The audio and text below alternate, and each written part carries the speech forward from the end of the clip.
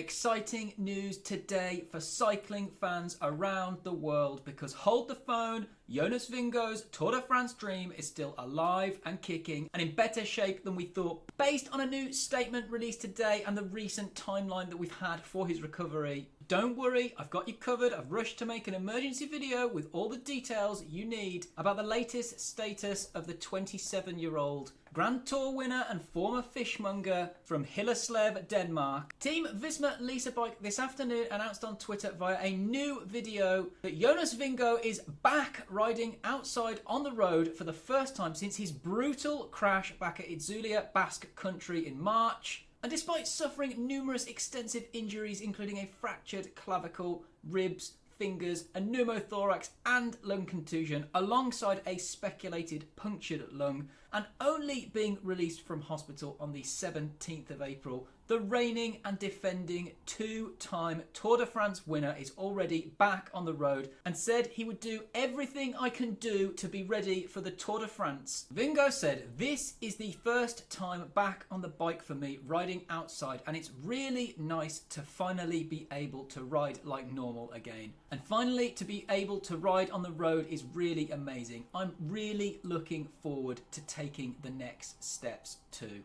I feel good. It's improving day by day. I still have some things to recover from, but it's going better and better. Of course, I hope to be there at the start of the Tour de France.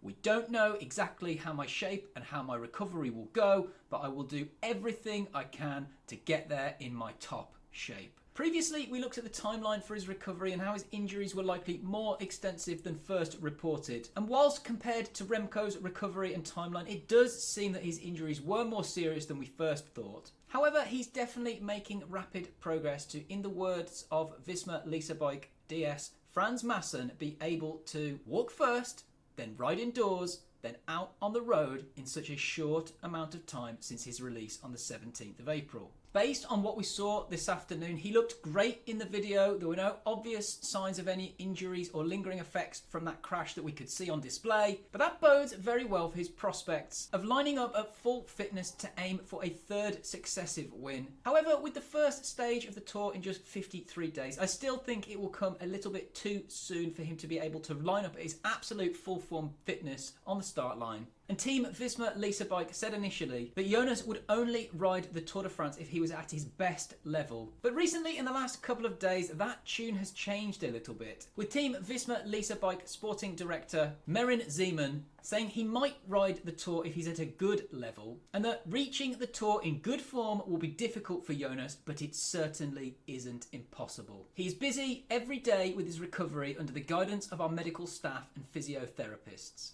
We are keeping open the possibility that he will be on the start line of the Tour in Florence. Jonas is extremely talented, and we all know that he recovers very quickly. So it sounds like both Jonas and Team Visma Bike are hopeful that he will not only be lining up on the start line at the end of June for the Tour de France, but also that he will be at or near his best level. Whilst I still think that might be a little bit optimistic, it's extremely encouraging for the team and Jonas to be making those sorts of predictions at this stage. And I think, as they said themselves, it's just too soon to see right now. We're going to have to wait and see how his recovery progresses over the next couple of weeks. But 53 days is not a very long period of time to come back from a massive injury like that and be at your best form. And if, say, he does recover to a good level, but not his best level, and still elects to ride in the Tour, we could be in for an even more exciting battle amongst the top contenders than if they were all at 100%. If you're one of the best GC riders in the world, even being at, say, 98%, 99% is still not going to be enough if you're going up against the best riders in the world who are at their absolute best as well. And there's absolutely no doubt about it, when he's at 100% fit, Jonas Vingegaard has been easily the best GC rider in the world over the last couple of years.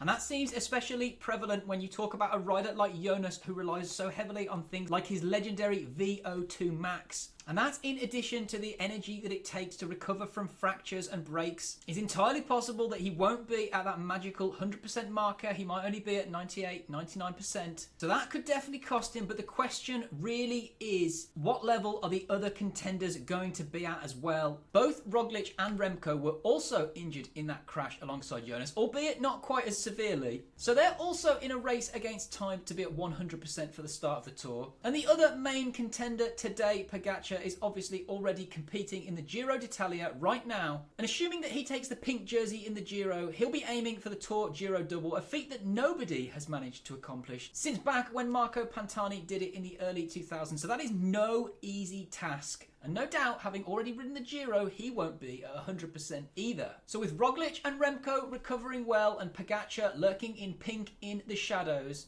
should Jonas ride the Tour if he isn't at 100% anyway, or should he elect to miss this one and wait until next year? Let me know down below. So that's it from me on this one, guys. I hope you're as excited as I am about the potential for Jonas to be back and at full form for the start of the Tour. If you enjoyed this video, make sure you like, comment, most importantly subscribe. And as always, race fast, ride hard, and remember that you are appreciated.